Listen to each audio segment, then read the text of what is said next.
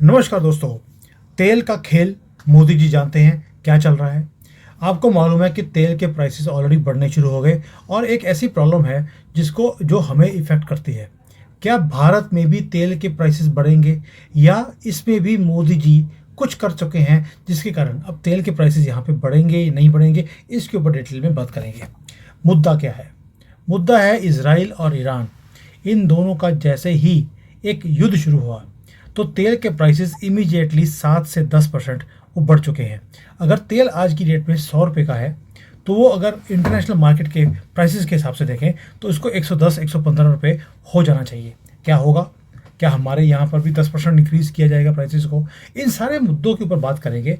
अगर होगा तो कैसे होगा, नहीं होगा तो क्यों नहीं होगा, और इसमें अब पॉलिटिक्स खेली जाएगी अपोजिशन की तरफ से, मोदी जी इसका तोड़ निकालेंगे। ये सारे मुद्दे हैं जिसके ऊपर बात करेंगे डिटेल में मंजरी जी के साथ, क्योंकि इनके मोदी जी कुछ तो करके बैठे हैं पहले से, जिसके कारण ये बड़ी कॉन्फिडेंट है कि कुछ नहीं होगा। और मैं पूरा काउंटर करूंगा कि भाई इस बार प्राइसेस बढ़ने वाले हैं। क्यों? क्योंकि युद्ध ऐसे दिख रहा है अभी कि लंबा चलेगा। मंजरी जी जय सिया राम। जय सिया राम। मंजरी जी, मोदी जी ने कही। दस हाँ। परसेंट 10% तो बढ़ गए प्राइसेस। अभी सिर्फ 1 या 2 दिन का युद्ध हुआ है और ये लंबा चलेगा। अब जिसकी जैसे बाकी के मुस्लिम कंट्रीज जो आसपास के हैं वो भी सारे इसमें कूद रहे हैं। सबको है कि इसराइल को इस बार ख़त्म कर दो। आपको नहीं लगता कि ये अब ऑलरेडी बातें शुरू हो गई हैं कि जो $78 पर तेल है ये 90 को क्रॉस करने वाला है? 90 को क्रॉस करने का मतलब है स्यापा पड़ गया। कैसे काउंटर करेंगी आप? एक तरह से अगर आप लेंगे, जैसे पहले हम लोग लेते थे, और आप देखिए कांग्रेस वॉज लाइक मुसलमानों को कुछ मत कहो, मुस्लिम कंट्रीज नाराज हो जाएंगी, ये हो जाएगा वो हो जाएगा, तो एक डर का माहौल भारत में रहता था कि ओआईसी कंट्रीज जितनी भी हैं, वो मिडिल ईस्टर्न कंट्रीज, ये आपको तेल नहीं देंगे। मोदी आए, उन्होंने कहा मैं तो कभी ब्लैकमेल होना जानता ही नहीं। ब्लैकमेल क्या शब्द होता मैंने सुना ही नहीं। तो उन्होंने दुनिया में जहां तेल है, जहां कहीं भी है, अब देखिए यूएस के पास अपना तेल नहीं है तो भी उन्होंने यूएसए तक से जो है तेल लेना शुरू कर दिया कि जो मुझे तेल देगा। और सबसे बड़ी बात क्या है, तेल स्टॉक करना शुरू कर दिया कि अगर शॉर्ट टर्म में मान लो, अभी ठीक है 1-2 दिन हुए हैं, एक हफ्ते में ये लड़ाई चलती है, 1 हफ्ता, ठीक है, तो 1 हफ्ते का हमारे पास रिजर्व है। हम 1 हफ्ते अगर नहीं खरीदेंगे और हमारे पास रिजर्व है तो हमारे ऊपर कोई फर्क नहीं पड़ता। आप लड़ लो, आपका मन करे तो। ठीक। हमको कोई टफ डिसीजन लेना है, जैसे उनको मालूम था उनको राम मंदिर का डिसीजन लेना है।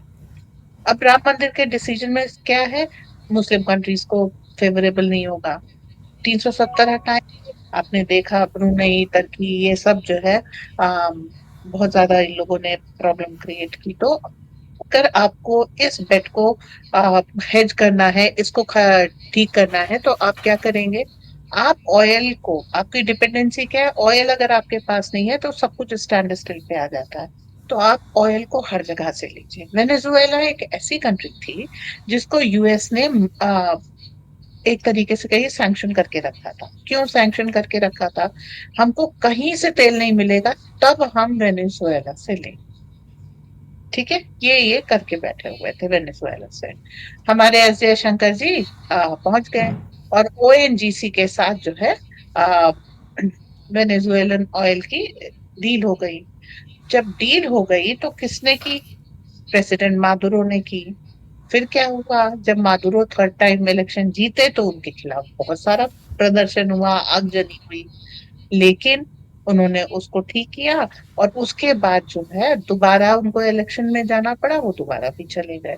लेकिन वेनेजुएला से जो भारत की ऑयल डील थी वो वैसी की वैसी चलती रही। ओके। फिर गयाना से हमने, उसके पड़ोस में गयाना है, वहां से ले लिया। उसके लिए जो है, अब ये लैटिन अमेरिकन कंट्रीज हैं जहां से अमेरिका ने सोचा था कि ये हमारी बकौती हैं, ये अगर हम तेल देंगे तो सिर्फ हमको देंगे, उसके बाद हम राजा हैं, हम जो चाहे करेंगे। मिडिल ईस्ट में भी इन्होंने यही किया था कि भाई सारा तेल एक तो यूएसडी में होगा, पेट्रोल डॉलर नाम इसीलिए दिया कि पेट्रोल डॉलर में बिकेगा और किसी कंट्री में नहीं, किसी करेंसी में नहीं बिकेगा। और उसके बाद अगर जो भी दुनिया में इधर सैंक्शन लगाया उधर सैंक्शन लगाया, मतलब ऑयल ट्रेल को हम कंटिन्यू करेंगे, और किसी और विधि से, जैसे बैटरी ऑपरेटेड आने नहीं दिया, आप ये देखिए हाइड्रोजन फ्यूल आने नहीं दिया, ये जो ऑल्टरनेटिव मेथड है वो आने नहीं दिया। क्यों नहीं आने दिया? ताकि पेट्रोल एक अकेला माध्यम हो, और पेट्रोल को हम कंट्रोल कर लेंगे तो दुनिया को हम कंट्रोल कर लेंगे। पेट्रोल मिलेगा तो खाली डॉलर में मिलेगा, तो डॉलर हमारा मजबूत रहेगा। ये ट्रेड कंट्रोल ट्रिक्स थी। मोदी जी पहुंच गए, उन्होंने कहा अच्छा, करेंसी में नहीं मिलेगा, चलो ईरान के ऊपर इन्होंने सैंक्शन लगा रखा था, तो ईरान के ऊपर इन्होंने सैंक्शन लगा रखा था, हम इंडियन रुपी में ले नहीं सकते थे, यूएसडी स्विफ्ट चलने नहीं देगा। तो हमारे पास क्या तरीका था? हम एक ही काम कर सकते थे कि हमने चावल के बदले में तेल लेना शुरू कर दिया। करेंसी भी नहीं है और सैंक्शन का भी कोई असर नहीं है, तो इस तरीके से हमने अपनी बेट्स को हेज करना शुरू किया कि हम बिल्कुल केवल सऊदी से नहीं लेंगे, खाली यूएई से नहीं लेंगे, ये सब नहीं करेंगे, हम सबसे लेंगे। जब ये इन्होंने रशिया यूक्रेन वॉर हुई तो उसके बाद हमने रशियन ऑयल लेना शुरू किया, और वो उससे हमारा जो कहते हैं ना कि कंट्रोल बिल्कुल पलट गया रशियन ऑयल के गेम में आने के बाद। और रशिया से हम धीरे धीरे अपना ऑयल ट्रेड बढ़ाते जा रहे हैं। तो उसके कारण अब देखिए, अगर आप 100% मिडिल ईस्ट से ले रहे होते तो इस ऑयल प्राइस का 100% आपके ऊपर असर पड़ता, और उसके हम्म। बाद आपके यहाँ महंगाई आनी तय थी। आपने 20% मिडिल ईस्टर्न ऑयल लिया है, तो ये 10% आपके लिए, सिर्फ 20% ऑयल पे आपके लिए इफेक्टिव है, बाकी तो उसी रेट पे आ रहा है। समझिए, अगर वो भी ईरान, डिस्काउंटेड पे। अगर रशिया से आ रहा है आज भी 30% डिस्काउंट है। अगर 10% मिडिल ईस्ट के 20% के ऊपर 10% इंक्रीज भी हो गया तो ओवरऑल इफेक्ट 2-3% का रहेगा, ज़्यादा नहीं रहेगा। Very simple mathematics. हाँ, उसके बाद हमने यहाँ पे ऑयल रिजर्व बना लिए, तो इमीडिएट जो 4-5 दिन का, एक हफ्ते का फ्लक्चुएशन है, वो हमने हेज कर लिया यहाँ पर। फिर हमने long term trade deal sign कर ली कि अब अगर आप ट्रेड डील आपकी है अगले 5 साल की, तो अभी अगर आपने एक हफ्ते में आप ऑयल के प्राइस ईरान बढ़ाना चाहता है, नहीं बढ़ा सकता, आपने लॉन्ग टर्म डील्स की हैं। अगला स्टेप इन्होंने ये किया, आर्कटिक में ऑयल का बहुत ज्यादा, नॉर्थ पोल पे ऑयल का भंडार है, रशिया बोला हम जा रहे हैं, मोदी बोले हम भी आ रहे हैं। वहां पर जो ऑयल एक्सप्लोरेशन है वो हम लोगों ने शुरू किया रशिया के साथ, और उसका फायदा, जबकि भारत किसी भी तरीके से आर्कटिक से रिलेटेड नहीं है, नॉर्थ पोल से रिलेटेड नहीं, हम बहुत नीचे हैं। ठीक। उसके बाद क्या हुआ? अगली चीज अंडमान में बहुत सालों से एक वो गैस वॉल्केनो है, तो अंडमान में जब इनको एक्सक्लूसिव जो ऑयल मिला है, मतलब ये सोचिए, शुरू से सब लोगों को मालूम था जो अंडमान घूमने जाता है वो गैस वॉल्केनो पर भी जाता है, it is such a common site. लेकिन इंडियन मतलब ऑयल की आपकी इंपोर्ट डिपेंडेंसी थी, उसके बाद भी कांग्रेस गवर्नमेंट ने भी वहां पर गैस नहीं निकाली। आप कतर से गैस को लेके डिपेंडेंट हैं, वहां से गैस नहीं निकाली, वहां से ऑयल नहीं एक्सप्लोर किया। अब आप करेंगे तो ये चीज आपको, ठीक है, आज आप करना शुरू कर रहे हैं, लॉन्ग टर्म में आपको ये एनर्जी पे आपको सब्साइड, मतलब ऑयल इंपोर्ट पे आपके असर कम डालेगी। अगला बरेली में मिल गया, बलिया में, सॉरी, यूपी में मिल गया। केजी बेसिन पे जो है, ये भी काफी बड़ा है, बलिया में जो oil discovery, it's a big thing. KG basin, Krishna Ganga, Krishna Godavari KG basin में जो ऑयल मिला, 20 साल से वो मिला हुआ है। वो जो है उसमें कोई एक्सप्लोरेशन हो ही नहीं रहा था, उसको शुरू कर दिया। ये जो रिलायंस की रिग थी मुंबई के पास, अरेबियन सी में, वो उसको 50% पे 40% पे ऑपरेट कर रही थी, उनके ऊपर फाइन लगा दिया कि तुम्हें इसे 100% करना है और 120 तक ले जाना है। तो आप वहां पर जो है ड्रिलिंग कर रहे हैं, इस तरीके से जो सी बेड में ऑयल मिल रहा है, वो सारी चीजें, तो इन हाउस प्रोडक्शन हमारा आ गया, और हमने मल्टीपल पार्टनर कर लिए, जिससे हमारी एनर्जी जो रिक्वायरमेंट है वो एक्सपैंड कर रही है 5% 6% से। तो अब कोई एक देश अगर मान लीजिए युद्ध से ग्रस्त हो जाता है, कोई और प्रॉब्लम आती है, तो भारत पे ज्यादा असर नहीं पड़ेगा। 1% 2% का असर वो गवर्नमेंट सब्सिडी से बैलेंस करके अपनी इकोनॉमी और यहाँ पर जो महंगाई है इसको हम बैलेंस करना चाहेंगे। So that's what Modi did, and इसके लिए काफी समय से मेहनत कर रहे हैं। इसके अलावा बैटरी ऑपरेटेड, उसको हम पुश दे रहे हैं। बहुत से लोग बैटरी ऑपरेटेड का विरोध करते हैं कि भाई बैटरी भी अल्टीमेटली डिस्कार्ड होगी, ये वो। हम इसलिए बैटरी को पुश कर रहे हैं, एक आने वाले समय में हम बैटरी, भाई धीरे धीरे डेवलपमेंट होता है, एनवायरमेंटल फ्रेंडली बैटरी आ जाएगी, scientist are working on it. Secondly, जब बैटरी ऑपरेटेड कार बस ये सब आप यूज करते हैं, पोल्यूशन की कोई चिंता नहीं है, उतना पेट्रोल बच जा रहा है। क्योंकि पेट्रोल एक आपके लिए कह लीजिए चिकन नेक, बॉटल नेक, या फिर एक क्रूशियल आइटम है। अगर आपके पास पेट्रोल नहीं है, तो जैसे इस्लामाबाद में कंडीशन हुई थी कि जनरल पब्लिक को पेट्रोल नहीं मिल रहा था, खाली मिलिट्री पर्पसेस के लिए पेट्रोल था। तो आप इस स्थिति को बचाना चाहते हैं, जिसके कारण आपने बैटरी ऑपरेटेड कार्स को बहुत ज्यादा प्रेशर देना शुरू किया। इसके अलावा आप हाइड्रोजन फ्यूल के ऊपर बहुत रिसर्च कर रहे हैं, और इस चीज को, जिसे ग्रीन एनर्जी आप कह रहे हैं, इसको आ, बहुत अच्छी तरीके से लेके आ रहे हैं, और ब्रेक थ्रू करीब करीब होने वाला है। दे आर थिंकिंग कि 2030 तक इसको रोल आउट कर लेंगे। ये प्रीपोन होने की ज्यादा संभावना है पोस्टपोन होने से।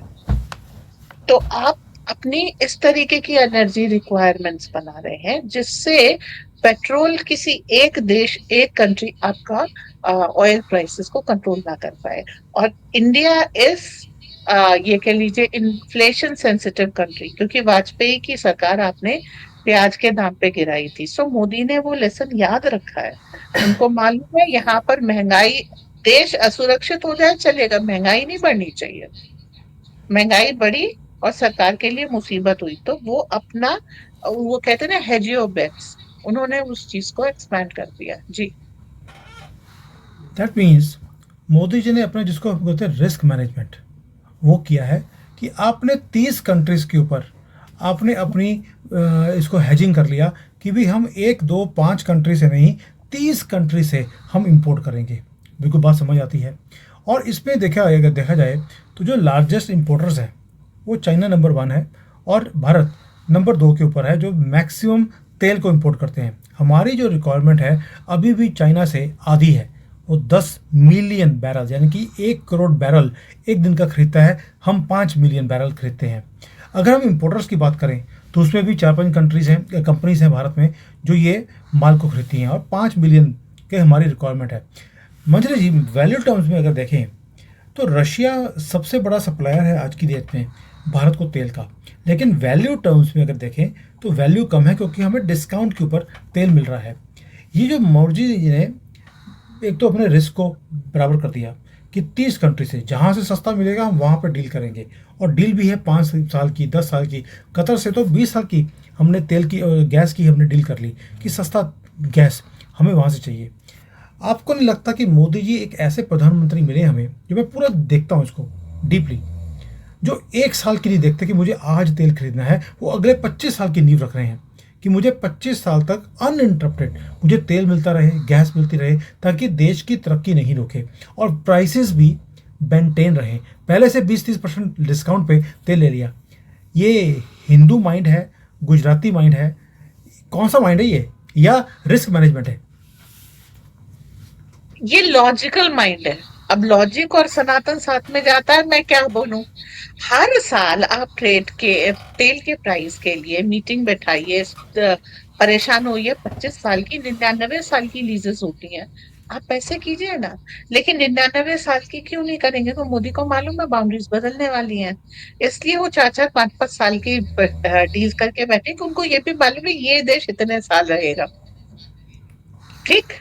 अब यहाँ पर मैं बहुत बड़ी हिट दे रही हूँ, क्योंकि भारत की बाउंड्रीज भी तो एक्सपैंड होने वाली है आफ्टर ऑल।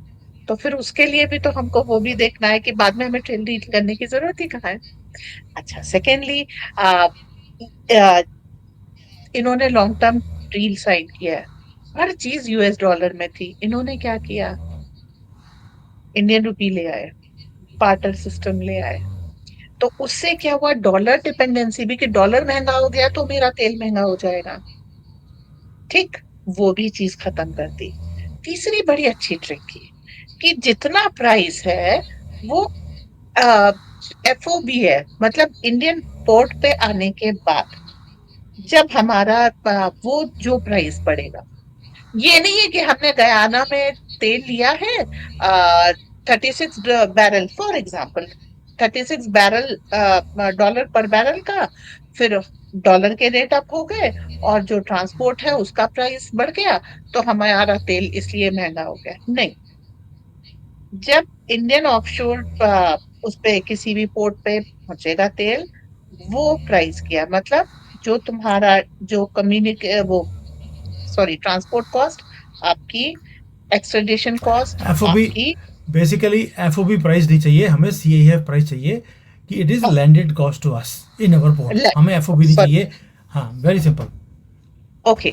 उसके बाद फिर क्या है, डॉलर से उठ करके भारतीय करेंसी में कर दिया, और जहां पर ट्रेड हो गया बार्टर सिस्टम पे, वहां बार्टर सिस्टम ले आए कि भाई चावल के बदले में तेल, हमारे लिए तो बहुत अच्छा है।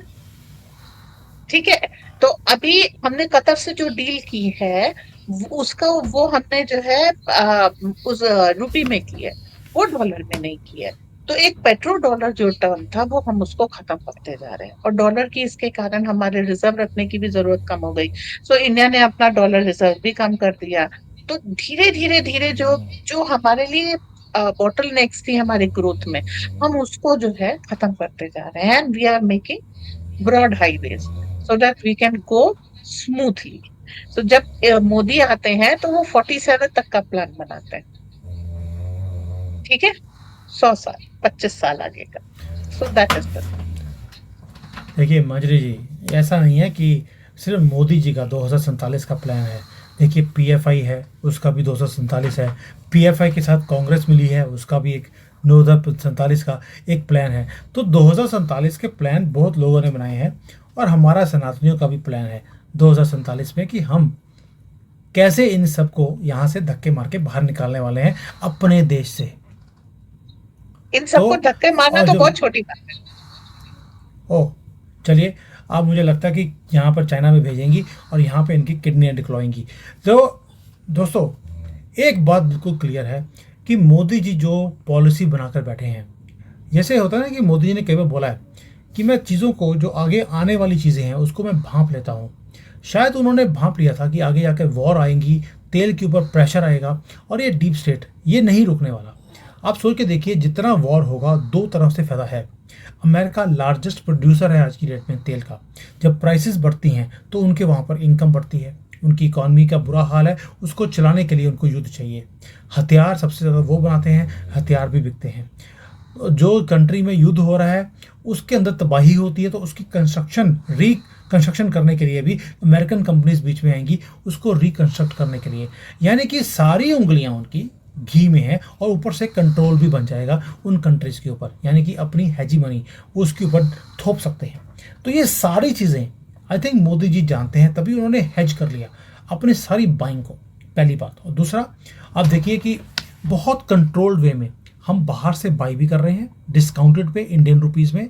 और दूसरा, भारत के अंदर भी एक्सप्लोरेशन शुरू कर दिया कि यहाँ पर जहाँ जहाँ पे तेल मिल रहा है, अगर ढूंढने में तो भगवान मिल जाता है, ये तो तेल है। तो उन्होंने यहाँ पर भी मिलना शुरू हो गया। नॉर्थ ईस्ट में मिल गया, अंडमान में मिल गया, हमारे गंगा बेसिन में मिला है, यूपी में मिला है, बिहार में, सब जगह पे हमें तेल मिलता जा रहा है। मैंने इसके ऊपर डिटेल में वीडियो बनाया था कि 20 ट्रिलियन डॉलर, हमारी इकॉनमी 4 या 5 ट्रिलियन की है अभी, 4 की। हमें 20 ट्रिलियन डॉलर के तो रिजर्व मिल चुके हैं। उसके एक्सप्लोरेशन 1-2 साल लगते हैं उसको एक्सप्लोर करने के लिए, वो निकलना शुरू हो जाएगा। उसके बाद चांदी ही चांदी। बट दैट शोज हमारा एक्सटर्नल भी काम चल रहा है, इंटरनल भी काम चल रहा है। और इसीलिए बोल रहा हूँ 2047 का हमारा प्लान भी पक्का है। मंजरी जी, दिस डिटेल्ड इंफॉर्मेशन भी, क्या अब प्राइसेस बढ़ेंगे? आंसर इज नहीं बढ़ेंगे। हो सकता है कि दुनिया में प्राइसेस बढ़ें, हमारे कम होने शुरू हो जाए। बाकी मोदी जी जब प्राइसेस बढ़ती हैं दुनिया में, तो तो भी प्राइसेस को स्टेबल रखते हैं, जब गिरती हैं तो भी स्टेबल रखते हैं, ताकि जब बुरा वक्त आए तो उसमें इस नेगेटिव टाइम को हम हेज कर सकें। इसी को हेजिंग बोलते हैं, and Modi ji is doing fantastic in this. Thank you मजदूर जी, थैंक यू। जय सिया राम। मैं हॉलीडेज़ पे हूँ, इसलिए थोड़ा जल्दी बंद कर रहा हूँ। जय सिया राम।